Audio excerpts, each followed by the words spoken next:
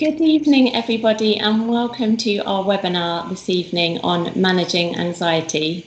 I'm so excited to have this conversation. I think it's a really important conversation to have, so I hope that you get loads from it. My name is Lou Richards, and I lead the pastoral care team at Christchurch, London. And today I'm going to be chatting to Will van der Hart. And Will is the one of the founding directors of an informational think tank all about mental health and emotional well-being. He's also the pastoral chaplain at HTB. He's an amazing speaker and communicator. I've actually been at a conference before where I couldn't even get into his talk because it was so busy. So I'm so thrilled to be chatting to you today, Will. So hello. Hi, Lou. It's great to be here. Great to have you. I've got a pile of questions for you, so I'm going to get going. And If you are watching this and you have questions, please just write them in the comments and they are going to come through to me and I will ask as many questions as I can. So first of all, Will, one of the reasons I really wanted to chat to you today and invite you on this webinar is because I know you have a personal experience with anxiety. So would you mind kicking us off by just sharing a little bit about your experience? Absolutely. I mean, when I started work, I had no ambition to run a mental health ministry charity, and I was all into sports, and I would run away from anything that was sort of felt too heavy. But I actually come from a family with quite a strong history of anxiety and depression. We tended not to talk too much about it, but it was definitely there growing up. And then I think I had a few experiences of anxiety, particularly panic, as a younger person. And I used to worry my way to school. I definitely remember like agonizing, cyclical worries on the way to school and a churny tummy. And I even going to the doctors a few times to talk about, my churny tummy and what I could do about it. But I kept it all very, very sort of suppressed. And it wasn't until I started work, I'm a priest, I started work in central London, and I got involved in the London bombings in 2005. I was actually, I kind of ended up on site and was hosting the emergency service response out of a small church hall next door to the Edgware Road station. I got really involved and was there sort of cordoned in, and I saw things and heard things that I really wasn't really prepared to see or hear. And the consequence was I had a really significant anxiety-based breakdown about 3 months after that event. It was what we call sort of post-traumatic stress. It was quite acute. I had just significant number of panic attacks every day, 9 or 10 panic attacks. I couldn't sleep, I couldn't eat. I needed medication therapy and a sort of quite a long journey of recovery. I think that was back in 2005. And I think there was a huge amount more mental health stigma then than there is actually today. And people didn't really talk too much about it. So I was on quite a lonely journey, but fortunately I had a really great friend from Cambridge who was another student friend, and he'd become a very, very eminent psychiatrist. So he helped me recover. And then we started blogging online together about mental health, which was just at the time interesting and felt important. And now we have about 4.5 million people on our site every year hitting our site for information, which is a total accident. But it's a real privilege to be able to speak in this area. So yeah, I've become hugely passionate as a sort of mental health advocate. Wow, that just sounds like it must have been such a hard journey for you with that anxiety. How long would you say what period of time are we talking about in terms of your recovery? Well, I've always been quite nervous about blaming everything on the London bombings, because it's, again, part of the stigma is to sort of say, oh, well, it's legitimate that I had an anxiety-based breakdown because of this event. Unfortunately, most people don't have, if you like, the opportunity to blame an event, and therefore they feel more stigmatized because they feel like they're not justified. And I would just say my problems began well before the London bombings, and they were, if you like, the straw that broke the camel's back. But actually, my problem with anxiety, as I've tried to explain, stems into my teenage years. And therefore, we say it takes as long to walk into a problem as it does to walk out of it. I had, about 3 months off work. I had about a 6-month significant recovery window. and I've made a really good recovery, but I still have a GAD diagnosis, which is called generalized anxiety disorder. So I would say over the last 15 years, largely I'm like this. But I do go like this and sort of, find my anxiety levels fluctuate. I mean, the most common experience I have is this feeling like I've just dropped my keys down a drain. So I have this kind of feeling of dread that kind of goes, oh, and I realise now it's the functioning of my brain, and I don't pay it too much attention.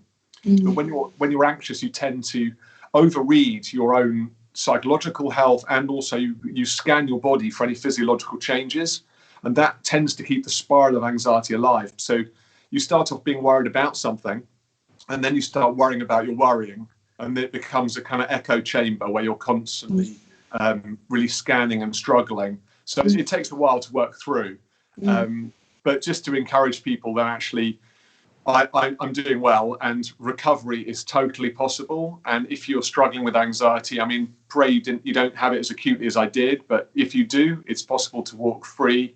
And if you're struggling with anxiety, you can live really well with anxiety. So it's not like if you've experienced anxiety, if you've been to your doctor to talk about anxiety, it's not a life of struggle. It definitely isn't. And remember that anxiety is not like depression. Depression is an illness, a categorized illness. With anxiety, it's actually helpful and functional. We're not trying to get away from our anxiety. We're just trying to bring our anxiety into a level which is appropriate for the circumstances that we find ourselves in. So it's about dialing down the volume rather than trying to edit anxiety out of our lives altogether. Yeah, and I think that's really important, isn't it? Because it can be easy to have quite black and white thinking and think I either have it or I don't, or if I have it, then I need to not have it. When actually it's not necessarily about that, is it? It's just about having it, I guess, it not impacting your life too adversely, or being able to manage it. Absolutely. I mean, it's a bit like a car alarm. We lived in Harrow for a while, and I had a neighbour who had quite an old Audi that he was very proud of, and he'd installed a very powerful alarm to protect it. I didn't actually think anyone would steal it, but he'd installed this very significant alarm. And unfortunately, if a leaf fell off a tree or a squirrel brushed past it with its tail, the alarm would go off, which was a total nightmare, because at night time, if he'd parked it outside my house, my children would be awake, I would be awake, it would go off 3 or 4 times in the night. It was a very good alarm. It was just too good. And I think for those of us who struggle with anxiety, it's like your alarm is an excellent alarm. It just goes off when there's too mild a stimulus. Most people's alarm should go off when a burglar's smashing the window of the car. It shouldn't go off when a squirrel runs across the bonnet.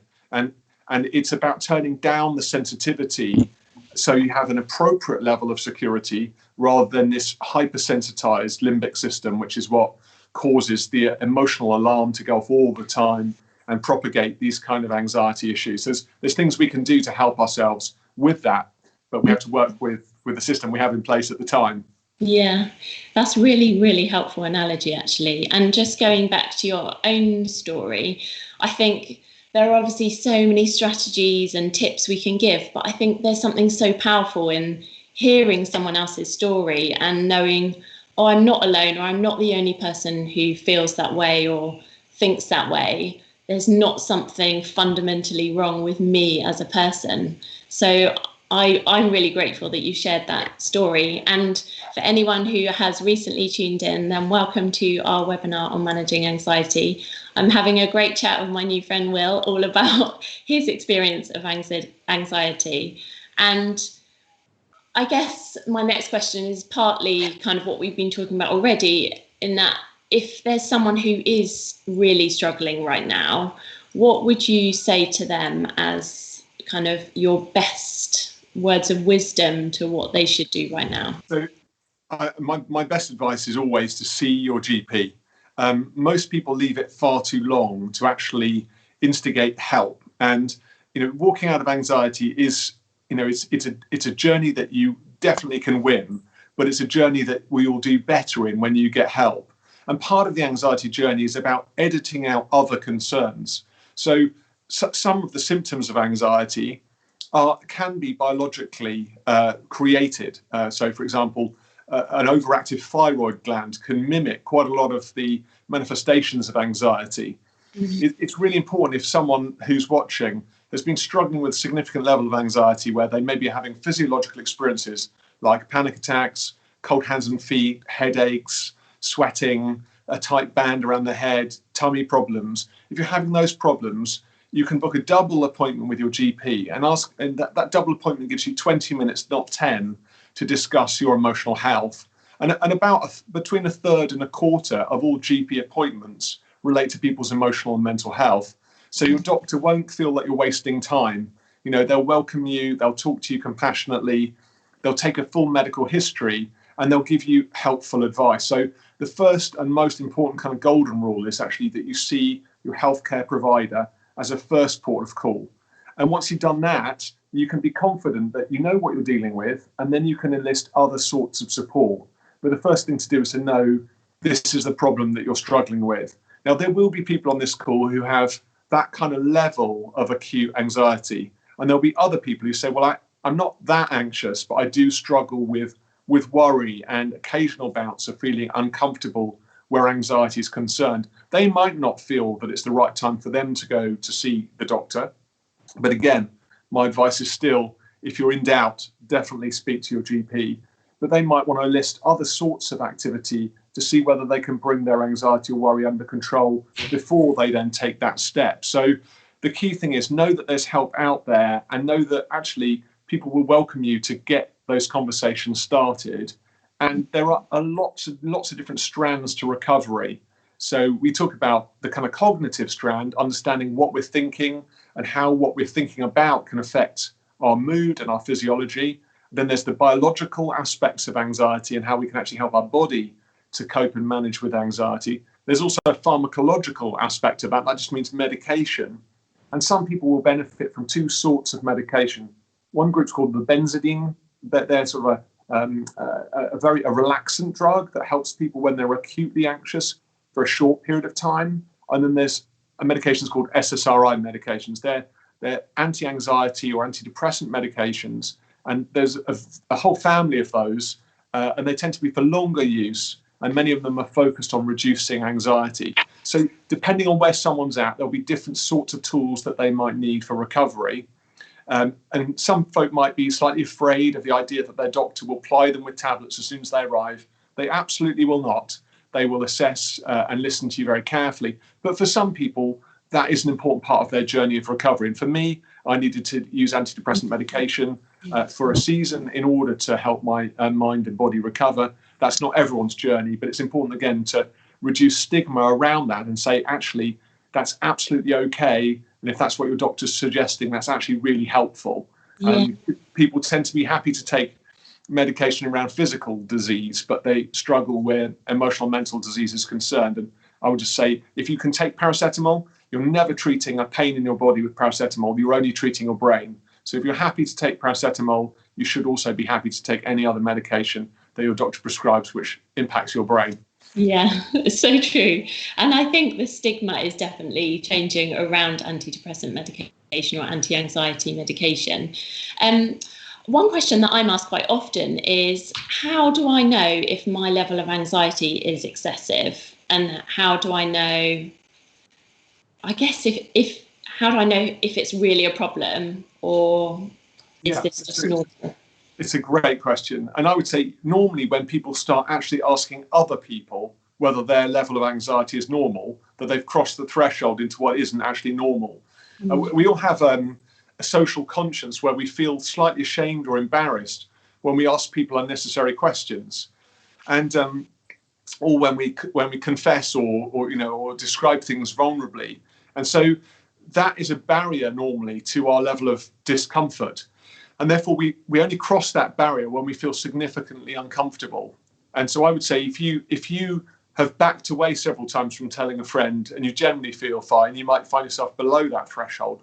But if you actually step across that line and start saying things like, is it normal that I feel this anxious? I would say you probably are in the more anxious category. I mean, sometimes psychologists and psychiatrists apply a kind of a quota amount to worry. So there might be a threshold. particularly where obsessive disorders are concerned. They might say if you spend more than an hour a day, every day, performing rituals that might reduce your anxiety, or locked into a state of high anxiety, then that might mean that you've crossed the threshold. But I would say to people, it is quite subjective. And if you feel uncomfortable, and particularly if physical symptoms are becoming manifest in your experience, if you experience those sort of palpitations in your heart or feelings of physical discomfort, it's definitely time to start talking seriously about your journey of recovery. And I would say I probably spent my worst time in my life, 90% of my time worrying about something. And now I probably spend 10% of my time worrying about something. And is a horrible time to only have 10% of your life with any sort of headspace. And unfortunately, I've met many people who've gone 10, 15, even 30 years with that kind of worry level, but never having really described it or discussed it with anyone else. And that's heartbreaking. It really is heartbreaking, isn't it? Because if you spend that long feeling like that way, it becomes normal to you.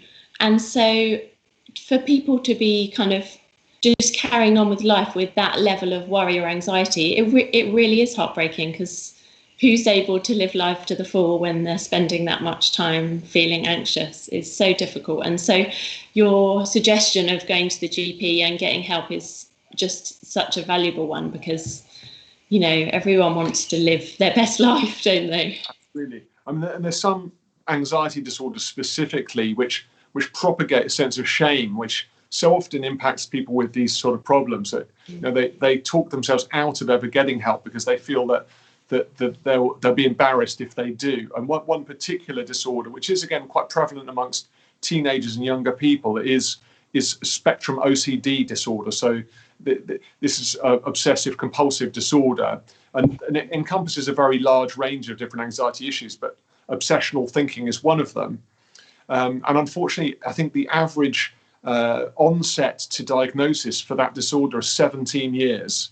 That's the average onset to diagnosis, because there's so much shame in actually beginning to talk about some of the intrusive thoughts that people are suffering from. And my real encouragement again is, often people who are struggling with obsessive thinking, they believe themselves to be bad. They might imagine things which are socially abhorrent, but recoil from them. They're called ego-dystonic thoughts. They're thoughts that go against a person's sense of self. And because of the shame... Sorry, just give me a couple of real life examples of what those thoughts might be. Yeah, so an ego-dystonic thought might be to hurt someone that you love. I remember working with a school teacher who was terrified that she might hurt the children with some scissors. And so she actually hid all of the scissors in her classroom in a box and locked it in the cupboard. And of course, the children in the classroom were saying, "But Miss, can we have some scissors?" And she was always making an excuse about why they couldn't have any scissors. Now, you can understand that this woman was worried about her safeguarding, for example. And this was probably slightly before that was so prevalent in terms of people's mindset. Actually, what she was doing was she was struggling massively with obsessive thinking. She was actually a very safe person. It's very important to say that to anyone watching. She was an extremely safe person, and she was a very good teacher. But her mind was tormenting her with this kind of imagery, which made her feel very ashamed. And because she felt ashamed and frightened for her career, she didn't seek help. And actually, she's having had conversations with her, she realized what she was struggling with. She went to see her doctor. She got great treatment. There's great treatment available. And she was able to get free from that pattern of behavior and carry on being a great school teacher. So those kind of thoughts, sometimes, there's a whole range of thoughts, but people struggle generally with things that they find unpleasant. And so people with obsessive thinking can think all sorts of terrible things, but they're not actually things that they want to think. They're things that intrude in their minds. And that intrusion is often safety orientated. So their brain's saying, "Don't ever do this." And then they think, "Oh, because I had that thought, maybe I secretly want to do this." And that secret sort of that question or that doubt about whether or not they thought that thought because they secretly want that particular thing keeps the spiral of obsession alive. And it can be very life limiting. And so again, if someone's listening, a young person who maybe feels like, oh, I have this terrible thought and it keeps me up at night, then again, explore obsessive thinking. I know Anxiety UK have a great site around that, and then seek help. There's lots of great help out there. OCD is definitely not about arranging Coke cans in order, or organising your cutlery, or doing up your shoelaces in a particular way. So they're all stigmatic subtypes, which aren't really the problem for people. Yeah, which is really important that you said that, actually, because I think you're right. There still is quite a lot of stigma or preconceptions around some of these subjects, and we can group anxiety in, like, there's so much within anxiety to just be aware of, isn't there? And just thinking about this current moment that we're in, a lot of people I have spoken to have said how actually being in lockdown, it actually kind of allays some of their worries, because they're not having to go out and go into the big wide world, or maybe they're not, well, yeah, health-wise, if they're staying at home, then they're okay. What advice would you give to people who are struggling with the anxiety of transitioning back to kind of normal life? Yeah, thanks. It's such a good question. We all struggle to a level with something called agoraphobia. And this is this idea of actually being in big spaces with lots of people. And some people have an agoraphobic diagnosis. I've actually met a few people struggling significant agoraphobia and actually can't leave the house at all. The trouble about worry is it's not benign. Like, anxiety doesn't just stop at a certain level and say, oh, I've given this person enough torment, now I'm going to back off. Anxiety will rob you of everything that you have in concentric circles. So, for example, you might go to the hypermarket and be overwhelmed by how big it is and feel a bit panicky. So next week you decide to go to the supermarket. But in the supermarket, after a few weeks, you have the same experience. And then you go to the local, Tesco's local, or there are other brands, but you walk around the aisles in your local store, and then you feel panicky there. And then you go home, and then you ask for home delivery. And so what happens is the anxiety that started off in the hypermarket becomes realized in the local store. And ultimately, you end up in your home, and you're contained there because you're afraid of what's going on in the world around you. Now, there's one particular psychological tool which is called exposure and response prevention, ENRP. It's a really helpful tool. But basically, it says if you expose yourself to the thing that you're afraid of and you don't respond, you prevent your response, you will, if you like, overcome a level of anxiety and be able to step forward. So if you went back to the local store and you felt anxiety, but you didn't go back to your home, when you've been there shopping for a couple of weeks, you'll feel more confident, and then you might want to go to the supermarket again. And then if you stay in the supermarket long enough, you might actually want to then go to the hypermarket again. So exposure and response prevention is about exposing yourself and then going forward and actually taking ground back from anxiety.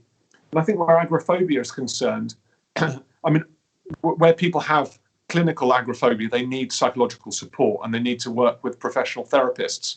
But for many people, lockdown has stolen their confidence that they can manage life in the world with all its troubles and challenges, particularly with COVID still, if you like, roaming around. And my encouragement is to take small steps, but to take steps. So try not to become, too comfortable in the security of your own home. And I think exposure works best when you take small, confident steps rather than taking massive leaps. So if someone at home is thinking, I'm quite worried about going out again, start off with a walk in the countryside. Don't go straight onto the tube in London. When you've walked in the countryside for a week and you've seen a few other people, then take your next step, which might be cycling to work for one day or whatever it is that you want to, and then go from there and try and build up your exposure. But it's really important that people recognise that you will not ultimately, living in the bubble of home might feel safe, but ultimately is stealing your freedom. That's one of the great lies that anxiety tells you. It tells you that it's working for you, when in reality it's often working against you. That I'm just know that is going to ring true for so many people. I think the lies that you kind of get told when you're struggling with anxiety can be so big and overwhelming. And I think, like you were saying earlier, we carry this sense of shame about it, so we don't necessarily want to talk about it. So then it's self-perpetuating, isn't it? We never get out of that cycle. And I think those practical suggestions seem, the way it's broken down, your suggestions of kind of just doing, a walk in the countryside rather than going straight on a tube, I think that could be really helpful. And I guess what you're saying is, don't hide away. Like, it can be tempting to, and we've obviously had to for a certain period of time. But if I'm hearing you rightly, you're saying actually it's important to get out if you're struggling. Absolutely. I mean, life fulfillment, we do much better in community. We've been created for community and for connection. And so isolation isn't actually good for our mental health. And there are a huge amount of costs associated with isolation, particularly for young people. I think 1,500 psychologists and pediatricians recently wrote to the government to talk about the significant impact that they fear for young people's mental health as a result of lockdown. And that really comes from the reduction of social contact, which is so important for the development of the teenage brain. We need to get beyond our current circumstances, absolutely, but also we need to be sensible and be aware of risk. Well, one of the key points here is that feeling comfortable is a comfort blanket, and feeling discomfort is often what drives people away from the things that actually they need to press into. And I would challenge people to accept a level of discomfort and actually describe it as being good for them, rather than thinking, I feel uncomfortable, I've got to now retreat. I would always say, if you're exposing yourself in context of anxiety pressures, when you start to feel uncomfortable, that's when your exposure is beginning to work. So if it's too easy, you won't feel uncomfortable at all. If it feels a little bit uncomfortable, then it's challenging, and therefore you're beginning to push anxiety back. None of us are actually designed to feel comfort all the time. We should have a level of disquiet in our emotions when certain things are happening, and our lives will never be a sort of lovely security blanket. And so we have to kind of feel difficult emotions and actually know that feeling them is absolutely okay. Just because we feel them, it doesn't mean that we need to retreat. So we say, feel the feelings and do it anyway. So if you feel the feelings and then do whatever you're going to do anyway. That is really helpful, and it ties in beautifully with one of the questions that someone asked, and that was someone wrote in to me before the seminar actually, and basically said that she's struggling to get out of bed every day because she's so worried about what might happen kind of outside the four walls, that it takes her a really long time to get out of bed, and then that disrupts family life. So could you just give just a couple of kind of suggestions, thoughts on that? I mean, I think, again, my caveat is someone is really struggling to get out of bed in the morning. That might indicate that there are more significant problems for them than just the motivation. I mean, if it is literally just fear that's keeping someone from getting out of bed, that's called procrastination, and it's putting off something which we don't want to do because we believe that we will feel badly as a result of doing it. The more common is for someone to be slightly depressed, and then they sleep poorly, and then they're unable to get going in the morning. So again, recommendation is to talk to your GP online and have a conversation about that. But if it is more of a procrastination issue where someone is reluctant to get going, the key thing is to break your day down and have a strict routine. I mean, in terms of advice for teenagers, one of the most important constructs for young people is to have a routine every day and to stick to that routine. One of the most important things is not to go nocturnal, which is very tempting at times like these. So the recommendation is to get up every day before 9 a.m. and to go to bed at a reasonable time before midnight. Every hour before midnight of sleep is worth 2 hours after midnight. So if you go to bed at 10, you actually get 4 hours of sleep before midnight rather than just 2. So keeping a healthy routine, eating normally and well at 3 regimen points in the day is really significant, and doing at least half an hour of cardiovascular exercise every day. That doesn't mean that you have to run, but certainly walking briskly to get your heart moving. All of those things will help to develop confidence, and the routine and the security of the routine can help us deal with problems every day. But I think the key point is resting unduly will not help. It's actually the process of staying in bed is effectively battening down the hatches and hoping it's all going to go away. And ultimately, that strategy will lead to a sense of deep failure or depression as a result of really not feeling like they're able to cope with the circumstances when they really open up. So it's best not to hunker down and then suddenly be told, right, everyone's going back to work. It's best to have hunkered down and then stepped your recovery back to a normal routine, so that when the door fully opens, you can step out of it with confidence. And I would start that journey now. And I think that's the important thing, isn't it? It's just taking what is the next step for you. It might not be a major step, but it's a step in the right direction.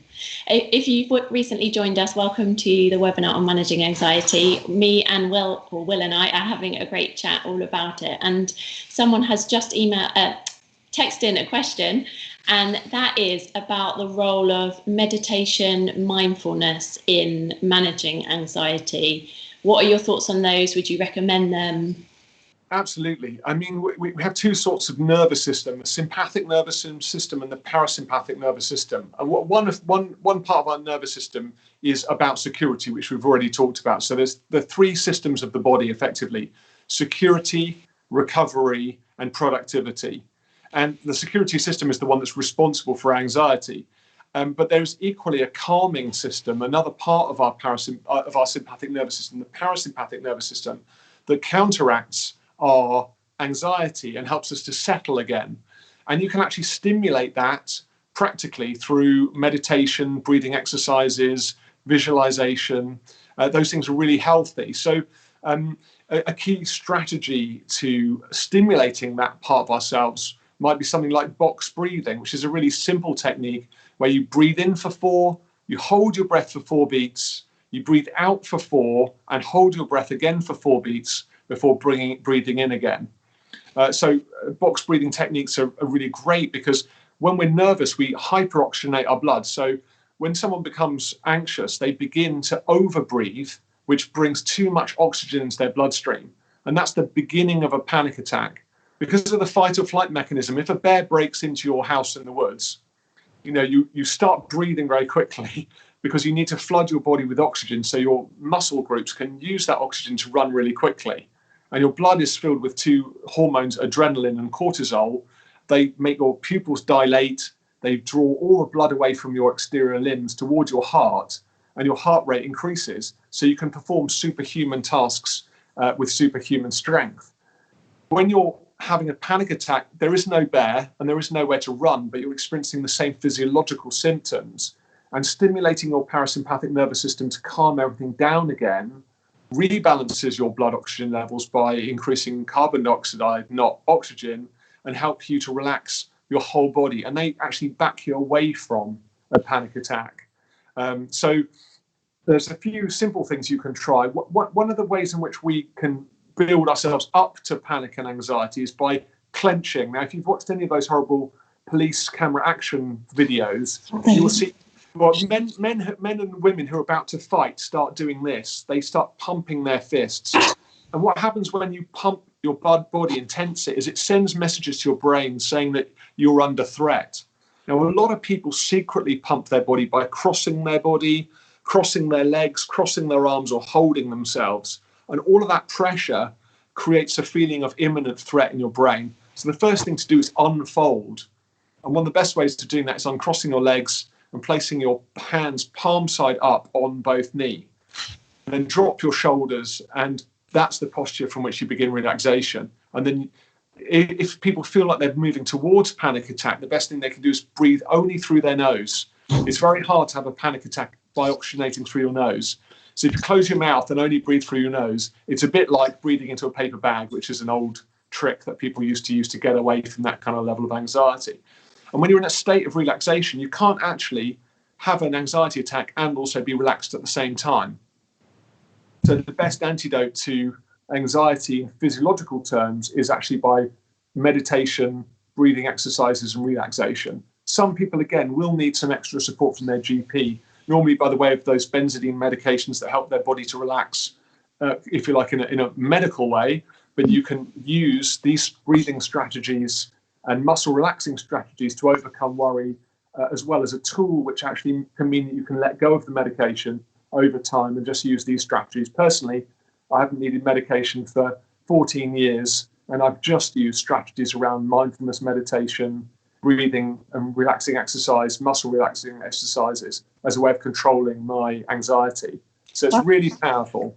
Yeah, it just shows how powerful it is, doesn't it? Yeah. Some people have a reservation that they think that mindfulness meditation is a Buddhist practice.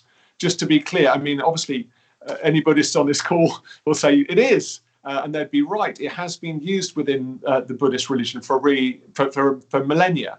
But actually, mindfulness meditation is not a religious skill. It's actually common to all people. So Christians might talk about something called watchfulness, which is in the Bible, about some women who had lamps and were cleaning their house. Effectively, the idea was that you could keep your lamp lit whilst also attending to the needs of the house. So it's this kind of split-focused idea that you can hold something, maybe something uncomfortable, like a flame in your hands, but also attend to the things that you need to attend to. So mindfulness meditation might be knowing that you're feeling anxious and holding the feeling of anxiety whilst attending to the things that you still need to do. So it's kind of there, but it's not dominating your attention. You're mindful of it, but you're not overwhelmed by it. So there's lots of stuff on our site about mindfulness meditation, and lots of GPs now call it third wave CBT, so third wave cognitive behavioral therapy. And that's just to get away from the idea that people might be nervous about religious practice or religious connotations. But highly recommended. And just tell everyone your website, just so they know where to find resources. Yeah, sure. So it's just mindandsoulfoundation.org, or they could just Google me, or we're at Mind and Soul UK on all social channels, or again, you can just look at me at Will van der Hart, and you'll find all our stuff. Yeah. But I always encourage people to sort of an armory of visualization techniques, breathing techniques, and relaxation techniques that they can call upon at times of stress and anxiety, to then use to help to settle themselves in difficult situations. It's almost a bit like having a toolbox, isn't it? And you know which tool to get out at the right time. Absolutely, and that breeds confidence. So anxiety makes you feel like you're out of control, and that you're going to have a panic moment, and you're going to sort of visually sweat, and people are going to wonder what's going on with you. And so that uncertainty propagates the problem of anxiety for many people. We're uncertain, and therefore staying at home feels more profitable.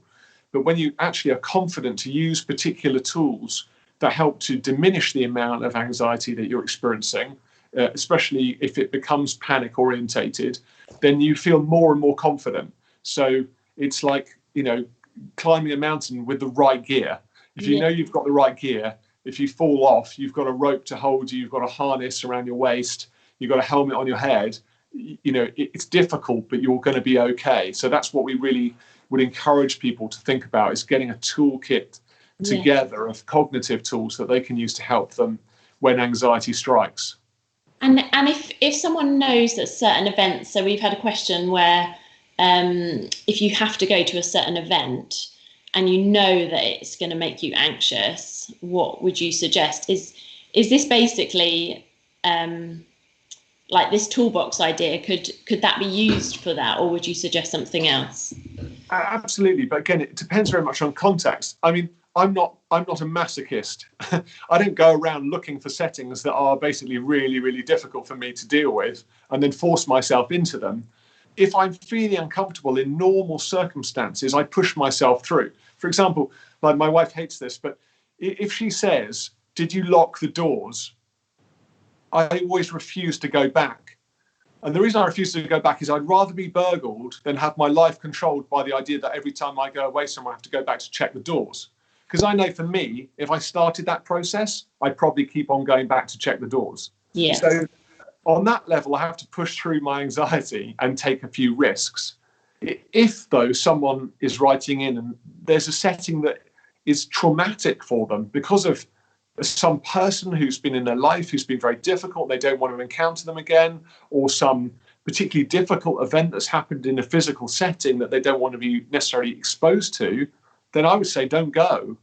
But if this is, I'm really nervous about going to school, I would say go, because you need to be there. So it's really, the question is this a one-off event, or is this something that is a regular? And is this an important event?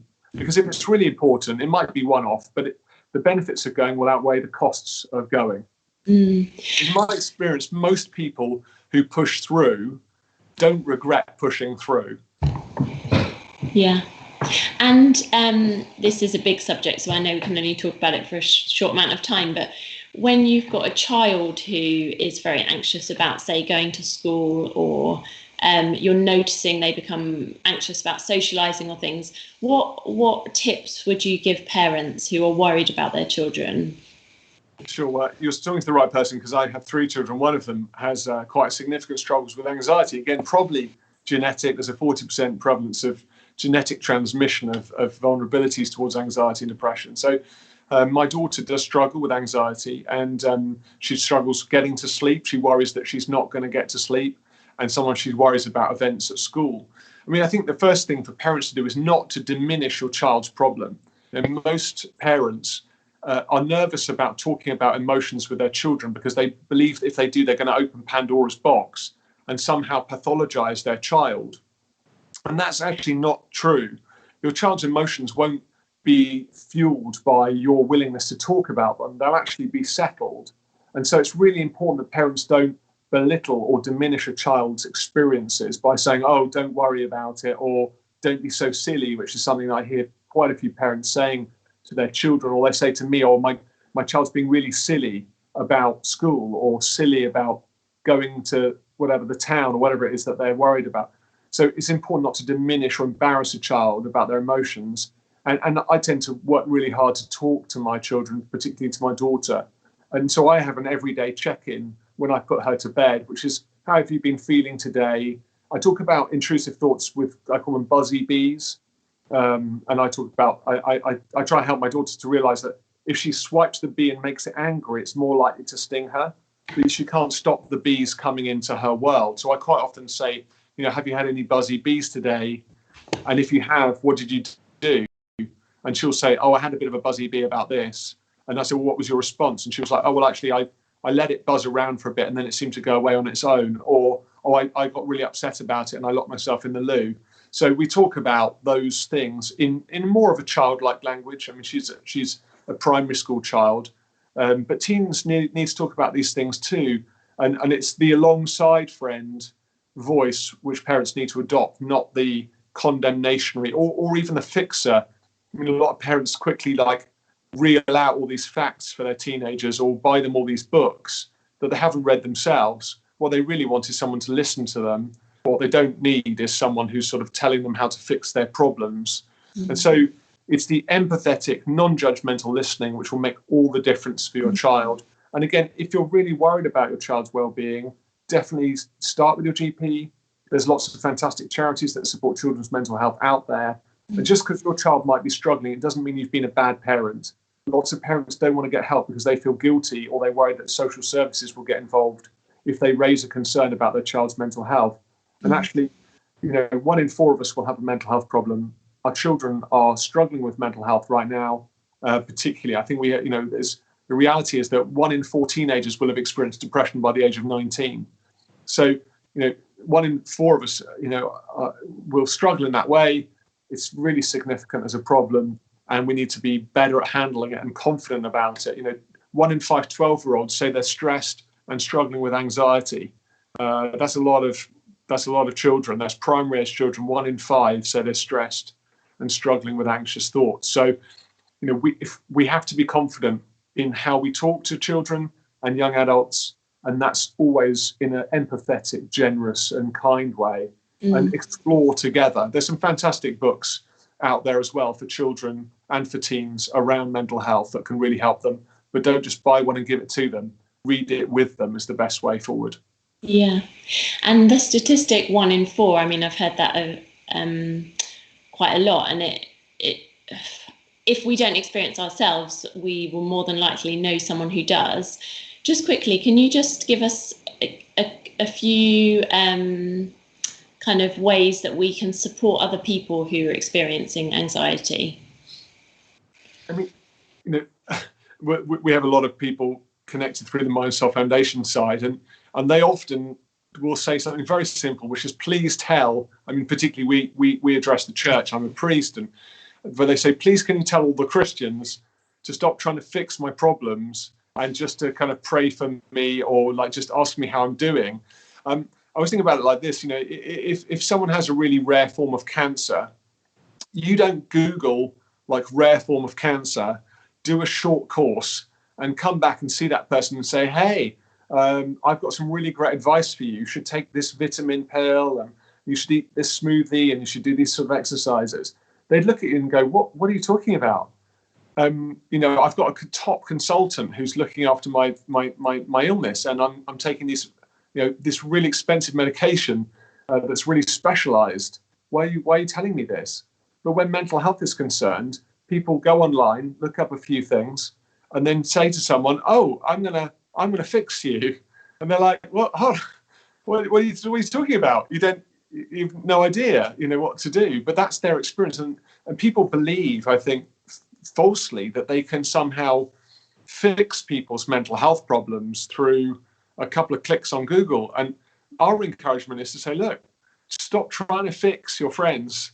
Actually, what your friends really need, what will actually help your friends, is an alongside, accepting, supportive, and loving presence. And if you really want to help someone with depression, ask them if there are any practical jobs that you can do for them that would give them a break. Because it might be, mowing their lawn once a week, or going to the shops and doing a big food shop for them, or supporting them going to the GP even, or it might just be giving them a phone call to say how they're doing, or feeding their cat. It's very rarely going to be about actually treating them. And so, if you're a friend, someone who's anxious, it's particularly important that you don't constantly reassure them. Reassurance is addictive for anxiety sufferers. So if they keep saying to you, is it going to be okay? And you say yes, you're actually feeding the beast of anxiety. What you should actually say is, I don't know if it's going to be okay, but I'm happy to take the risk if you are. So, be a support. And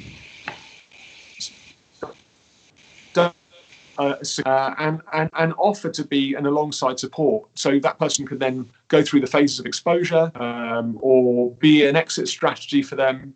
If I always say, with teens, if an anxious person wants to go to a party, just devise an exit strategy that's non-embarrassing before you leave, and then have a friend that can activate that. So it might be, there's a code word like, granny's ill, and then you're whisked away when it's unbearable. But go for as long as you can. Don't not go. Whatever it is, think about strategies to help, but try not to either fix or be a sort of blanket of reassurance, because that would be problematic for them. Yeah, that makes complete sense.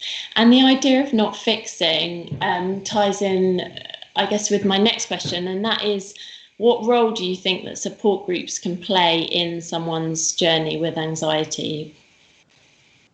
Well, I think support groups are a really, really helpful tool. I mean, my view is that therapy, psychotherapy, person-centered therapy is excellent. It's really helpful for people who are struggling with anxiety. The trouble is, it's also quite expensive, and the thresholds are quite high in terms of getting that sort of support now from the NHS, and understandably. Still, that shouldn't stop anyone from seeking support from their GP. But it is important, it is so important that you would still go if you were significantly anxious, because there is resource. But for people who have lower level struggles, support groups can provide a really fantastic alternative. So this is the kind of hive mind idea, where in a group of 10 or 12 other sufferers, you can discuss the circumstance of your anxiety. You can share strategies that are helping you, which is, again, not patronizing, because it's not necessarily people who haven't experienced your sort of struggle who are telling you these things. And then you can also hold one another accountable to some of the targets that you're setting for each other. So it can be really, really useful. And some courses can give you a very strong and clear physiological and psychological overview of what makes anxiety a problem for you, which is always helpful. Like, knowledge is power as far as anxiety is concerned. I really recommend the STEPS course. I think it's a fantastic course based on the 12 steps, which we know works really well for people who struggle with addiction issues, but I believe also works really well for people who struggle with anxiety issues, because whilst anxiety is not an addiction, we can become stuck where we feel the sort of release of relief when we've withdrawn from activity, and actually we garner greater confidence to begin to take a journey of freedom. So I think STEPS is a great place to start. There's a fantastic set of groups called Kintsugi Hope Groups, which again, they run a fantastic set of groups to support people struggling with anxiety. Mercy UK run a fantastic course, which is called Keys to Freedom, which again focuses on stages of recovery around anxiety. There's something called the Sanctuary Mental Health course, which is a great overview as well. So there's lots of tools out. There's a new course called the Character Course by Roger Bretherton, which I also recommend. I mean, all of these are listed or recommended through the Mind Foundation site, so do go and have a look. The good thing about most of these courses is they're either free or there's very nominal payment for dinner, and they forge a community of like-minded people to discuss the issues and then to track forward from there. So if someone is struggling, it provides a really safe place to begin to disclose your struggle and get wisdom from others. And I've seen how groups can become a real lifeline for people who found things really troubling and really isolating over the long haul. So a group is a great place to go. It also is an exposure opportunity, because you're going to go there with a group of people you don't know particularly well into a setting which you might not have encountered before. And that takes some courage. So it's a great opportunity, even just as an exposure exercise. And just to say that the STEPS course that Will mentioned is one that Christchurch run, the church who was hosting this webinar. And it is a 12-step recovery course, all about work. It's actually based on the AA model. So it's a way of working through an emotional issue. I've done this course many times, and I'm just such a fan of it. It's really had a transformational effect on my life. I do not work for STEPS, I'm not employed by them, but I just tell people about it because it has been so helpful for me in my journey. And anxiety is one of the topics that people sometimes come and work through. So as part of that 12 weeks, it's looking at making peace with yourself, making peace with God or your higher power, and making peace with other people. And the STEPS course is based on Christian content, but it is totally accessible for anyone of any faith or none. So if you are at all interested in exploring doing STEPS, then me and my friend Lars are actually running it's a bring a glass of wine online on Zoom on Monday evening, Monday the 22nd at 8:30. And it's basically an opportunity to come and find out a little bit more about STEPS. Could it be right for you? Hear from probably me, and I'll just tell you a little bit more about my journey of doing STEPS and how it's helped me. If you are at all interested, you can go to info@stepscourse.org, and we will be able to give you some more information. So we would love to see you there if you can, and bring a glass of wine or a soft drink or anything you fancy. We haven't really talked much about faith, Will, but I know that is something that has really helped you over your lifetime, really. I've heard a lot of your talks and heard you talking about faith. Can you just share a little bit about the difference it makes to you and, I guess, your anxiety? Yes, sure. So, I'd say, faith has made a really big impact on my life. It's also been problematic at times where my anxiety has been concerned. So it's not a kind of single angle. I think what I've realized is that the Christian faith is what I believe very good for my mental health and for my anxiety.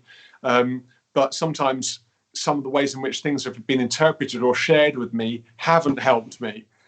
So what I found is there's there's been quite a tradition in the church against that worry is the sin of not trusting God. And actually, the Bible is really good news for someone who struggles with anxiety. In Matthew 6:34, it says, "Don't worry about tomorrow, for tomorrow will worry about itself. Today has enough cares of its own." And that's actually a piece of cognitive behavioral therapy. So Jesus coined the first piece of cognitive behavioral therapy, which was effectively about saying, don't catastrophize the future because you can't change the future, but bring your focus of attention into the now and attend to the needs of the day. Where anxiety is concerned, everyone will know that you spend 90% of your time looking at things that will never happen, when actually there's quite a lot of significant things that need to be attended to in the moment, but you're distracted from those. So rather than being bad news for your mental health or being condemnatory towards your mental health, the Bible is actually very affirming and helpful, and it's filled with wisdom. So part of my resolve in the Mind and Soul Foundation, I work with 2 psychiatrists and 1 psychologist, is to help to translate the tools of psychology through a biblical lens to a Christian audience. What I'm delighted by is the fact that it doesn't take much translation, because actually the Bible is filled with great supportive ideas and wisdom for people's mental well-being. And the church, again, can be a fabulous community within which you might receive support and companionship and encouragement and love and non-judgmental listening. It equally can be at times stigmatizing and challenging and anxiety provoking. The good news for anyone listening to this who might be nervous about the church is that it's actually making huge progress in this area. And so churches like Christchurch London are transforming the landscape by including psychologically supportive ideas and principles, and incorporating them amongst the tools of Scripture and understanding of the power and presence of God through the person of Jesus Christ. And that is in itself wonderful news. And so, from an independent perspective, psychological reports have shown that having a faith is good for your mental health. Prayer is good for your mental health. And so take away any supernatural belief, being a Christian is good news. But I believe as well that, in terms of therapists, I've had a lot of therapy over the years and I've paid for that therapy. But I get to talk to God every day, who knows my mind and knows my thoughts, yet he doesn't judge me because my guilt and shame are assuaged. And so that's a great relief. And it's also a great means by which I can stay emotionally healthy. So if anyone on this call has never tried praying before because they're worried that God might be a sort of, a kind of a draconian, judgmental God in the sky, then I'd love to invite you to think again, and maybe explore Alpha as a way of doing that. Maybe explore a course like Steps at Christchurch. Just to sort of say, actually, let's begin a story of faith. Faith is good for your health. And fortunately, the church has been built on the backs of loads and loads of people who have struggled significantly with their mental health, like Martin Luther, the father of the Reformation, or Charles Spurgeon, ostensibly the best preacher the UK has ever hosted, or Mother Teresa, who had 20 years of depression, streets of Calcutta, or William Cooper, who wrote the only hymns, or the list goes on. Florence Nightingale, who had bipolar disorder. Lots of Christian saints struggling significantly with their emotional health, but had strong faith, and they found their faith was a key to life and all its fullness. Yeah, it's so encouraging, isn't it? And I'm glad you mentioned Alpha, because we actually have an Alpha course starting in early July. It's on Tuesday the 7th of July, and that will be, as well as Steps, they're both going to be on Zoom. So if you are interested in Alpha at all and just exploring those big questions, is there a God? If there is, does he really care? What about suffering? All those big questions. No question is too big or too small. You can email alpha@christchurchlondon.org if you are interested. Or if you go to christchurchlondon/alpha, there is also more information there as well.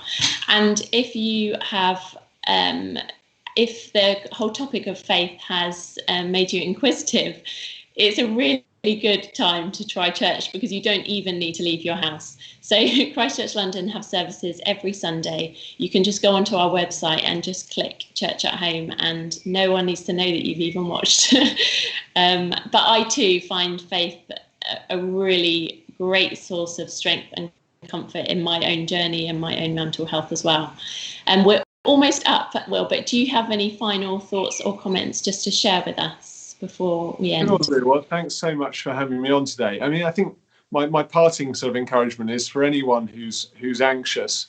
It is a journey, and sometimes I was actually coaching with someone today who's just at an early stage of feeling overwhelmed, and they make one step forward and then they feel like they take one step back. And my encouragement is to think in terms of months, not days. There is no sort of perfect bell curve to anxiety recovery. It is a bit of a stop and start kind of an experience. And normally you'll start with 2 bad days and 1 good one, and then it'll flip to 2 good days and one bad one, and then 2 good weeks and then a bad week. But look at the overall trajectory of recovery and try and keep encouraging yourself. And again, as we said at the very beginning, anxiety is not something to edit out of your story, but it's something that just needs to be tuned into an appropriate level for the circumstance that you find yourself in. And my encouragement is not to berate yourself or beat yourself up about it, or be impatient about it, but know that actually it will settle in time. But do make sure that you don't allow shame or embarrassment to steal the supports that you might need to do well. Far better that you get the help that you need and you make a great recovery than you stall your recovery because you're afraid of talking about your struggle, and then it becomes more entrenched and more problematic over the long haul. So my most important advice is get help. And if you're in doubt, get help. It's far better to have asked for help and been told, actually, I think you're doing okay, than ask for help and then not ask for help at all. If you ask for help and you're told you're okay, you can walk away. You might feel mild embarrassment, but that's absolutely fine. But if you feel you need to talk to your GP, the likelihood is your GP will believe that you have needed to talk to him. And even if you don't walk away with a diagnosis or medication, that conversation will most likely have been a really helpful one for you. Yeah. So it's definitely a conversation worth having. And as I say, we would love to connect with you through mindsoulfoundation.org and help yourself to any of our with thousands of pieces of free resource on mental and emotional health that we would love you to use or to share, pass on. And we want you to be blessed and find that full life that's so worth living. Thanks so much again, Lou, for having me on today. Thank you so much. This has been such a worthwhile and a really helpful discussion, just for me personally, and hopefully for a lot of other people. So thank you so much for your time. Just one other parting comment is that if you are struggling and would like some support from the church in any way, we have a pastoral team who would love to listen and pray for you. We're not counsellors in any way, trained therapists, but we do love to pray for people and provide a listening ear. So if that would be helpful to you, then you can email pastoralsupport@christchurchlondon.org. Thank you so much for tuning in to the webinar this evening. We hope you enjoyed it, and take good care.